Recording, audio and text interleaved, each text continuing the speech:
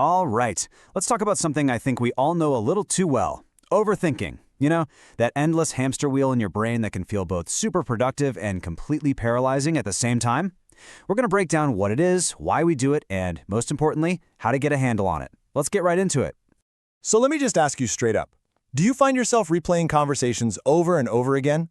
Agonizing over what to text back? Or maybe just worrying about a million different futures that haven't even happened? If you're not in your head right now, trust me, you are in good company. In fact, you're pretty much in the majority here. Research shows that a whopping 73% of adults between 25 and 35 say they overthink things on the regular. It's just become this common response to all the pressures of life today. But here's the thing. Just because it's common doesn't mean we have to let it run the show. Okay, so first, I want to explore this really interesting paradox. A lot of people who overthink actually look incredibly successful on the outside. But what's really happening behind that calm, cool, and collected exterior? Well, that brings us to this idea of high-functioning anxiety. Now, you're not going to find this in a medical textbook as a formal diagnosis, but wow, does it perfectly describe that feeling of being driven, hitting your goals, and seeming totally fine, all while you're battling a hurricane of anxiety on the inside. For some people, that anxiety is actually what's fueling their success. And this is where it gets really interesting. Look at the split here. To the rest of the world, you might look so calm and confident, but inside, it's just constant worry. People see success, but what you feel is this crushing need for everything to be perfect. They see a detail-oriented person, but you know you're just overanalyzing every little thing. And that person who's always so busy, yeah, they might just be completely unable to switch off and relax. It's a total case of what you see is not what you get. So that begs the question, right? What is actually driving this? Why do our brains get stuck in these loops that just go into overdrive? Let's dig into some of the root causes. You know, overthinking doesn't just come out of nowhere. It's usually this tangled mess of different factors. It can be a reaction to a super stressful job or a big life change. It can be a behavior we learned from things that happened in our past. And, as we're about to see, a big piece of it can be tied directly to our fundamental personality. So, to understand that personality link, psychologists often talk about the Big Five model. These 5 traits right here, openness, conscientiousness, extroversion, agreeableness, and neuroticism, they're kind of seen as the basic building blocks of our personality.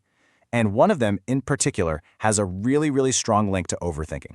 And that trait is neuroticism. I know it's not the most flattering word, but all it really means is a tendency to feel negative emotions, like anxiety, worry, and sadness, a bit more strongly than other people. And the research is pretty clear on this. This 2022 study, for example, found a direct link.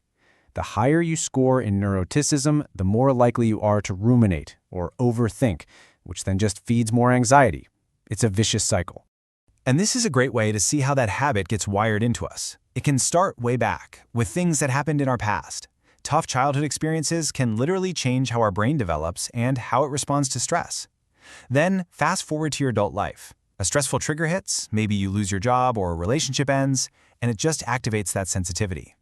Before you know it, the brain learns this pattern, and overthinking becomes the default setting, the path it automatically takes. Okay, so before we jump into how to fix this, it's really important to understand what's at stake.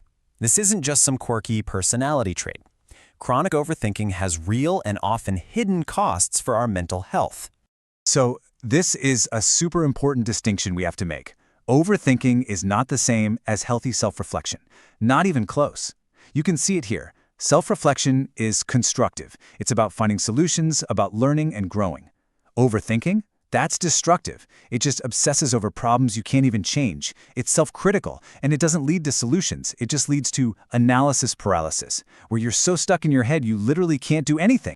And the fallout from that is, well, it's huge.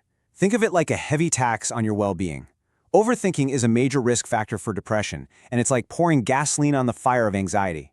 It completely messes with our ability to solve problems, making simple things feel impossible. It is exhausting. And as I'm sure many of you know, it can completely ruin your sleep, leaving your mind racing when all you want to do is rest.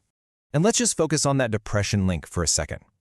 Get this, about 60% of people who have an anxiety disorder will also deal with symptoms of depression. The two are often tangled up together, and that constant chronic overthinking can be the very thing that connects them. Okay, we've talked a lot about the problem. Now for the good stuff, the solutions. because it is absolutely 100% possible to break this cycle. And the strategies we're about to cover are really practical. So let's get into it. One of the most powerful tools out there is something called cognitive behavioral therapy, or CBT. It's a super practical, proven approach that's all about teaching you to be a detective of your own mind. The whole goal is to learn how to catch those unhelpful automatic thoughts in the act and then actively work to change them.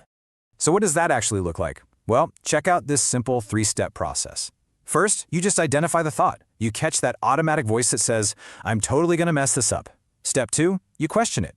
You put on your lawyer hat and ask, okay, where's the proof? Is that thought 100% true? What about all the times I didn't mess up? And then, step 3, you reframe it. You build a new, more balanced thought. Like, I've prepared for this, and I can handle it.